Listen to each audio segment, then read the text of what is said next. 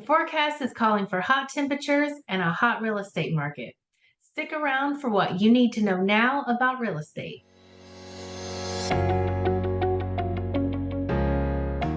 Hi, I'm Paula Flagg with Paula Flagg Homes, and today I have your May real estate market update. So let's see what's been happening around the region first, and then I'll share some of my insights and what I'm seeing in the market and expect going forward. Remember, these numbers are for the greater DC area, and if you'd like similar information for your city or neighborhood, let me know, and I'd be happy to provide them. For the month of April, we had just over 6,000 closed sales. That's up 1,100 from last month, and it's up 8.4% from last year. The average sales price jumped to $711,000, and that's up 32,000 from last month. It's up 6.7% from this time last year. The average sales price to list price ratio right now is 101.7. That's up 0.4% from last month and up 0.5% from last year. We saw an increase of 1,300 new listings this month over last month, coming in at just under 7,900. That's 16.5% more than this time last year.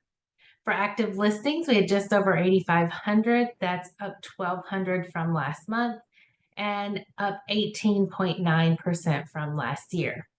The average days on market dropped from last month to 20. We're 4 days less than we were last month and 1 day less than we were this time last year.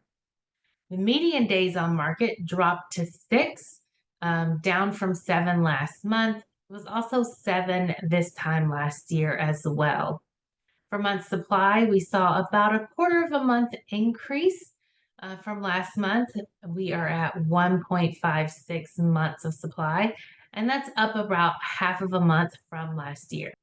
Now, what this means is that we have pockets of the market that are behaving differently. There's a lot of competition for the best houses on the market right now. New properties that come on the market that show well and are priced correctly are getting above list price the first weekend on the market. Half of all the houses coming on the market are selling in 6 days or less.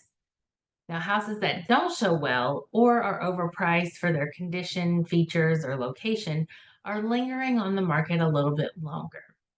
The interest rates have drifted a little lower over the last few weeks, and that has caused a little bit more activity than what we're seeing in the market right now. So I would expect to see those numbers get even tighter as we get the data in for May and June.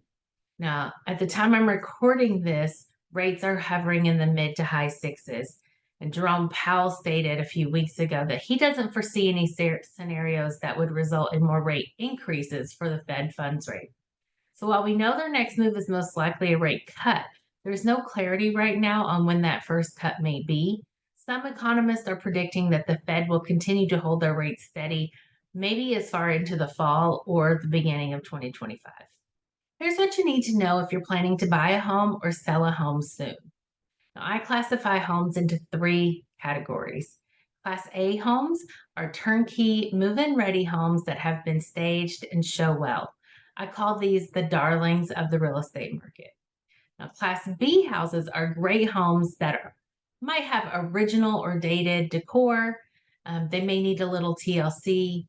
The seller may still be living in the property and it's unstaged, or maybe they have unique characteristics that don't align with a lot of buyers' lifestyles today. Class C homes are distressed properties. They may be investor-grade properties that need a lot of work. Seller could be in a financial distress situation and they need a quick close. It could be a short sale situation where they owe more than the house is worth now, or maybe it's a bank and this is a foreclosure situation.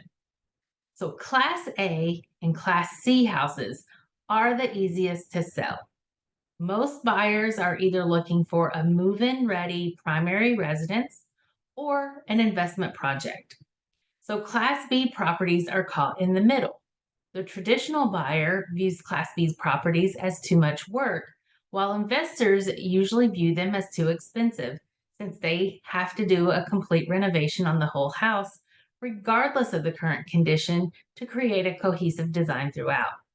So, Class B houses can sell too. They'll just usually take a little longer to sell, or they'll sell with a deeper discount than you may think that they would. So if you're planning to sell a home, aim for a Class A or a Class C property. Don't try to turn your Class C house into a Class B. Sell it as is. You won't get the return on your investment. If your property is in the middle at a Class B, then you have some decisions to make with your agent. Does it make sense to prepare the house and bring it up to Class A status? Or does it make more sense for you to save the time and effort by accepting a lower sales price than you'd probably prefer? Now, if you're looking to buy a house, understand that the majority of your competition is going to be in the Class A and Class C property categories. And if you have your heart set on a pristine house that's move-in ready, be prepared to compete against multiple offers and focus on the strategies that will strengthen your offer. And if you aren't in a position to compete or you're willing to take on a property with some projects, look for those Class B properties. This is where you're going to find the most bang for your buck if you are a buyer. So keep that in mind. Now, if you think you may want to buy a home, sell a home, or invest in real estate in the next year, or you have a question about real estate, call me today. It's never a bad time to start talking to a professional about your real estate goals. My number is 202 670 5880, and I look forward to hearing from you. Thank you for taking the time to watch this video. I hope you enjoyed it and found it helpful. Don't forget to like and subscribe. And as always, thank you for choosing Paula Flagg Homes for all of your real estate needs.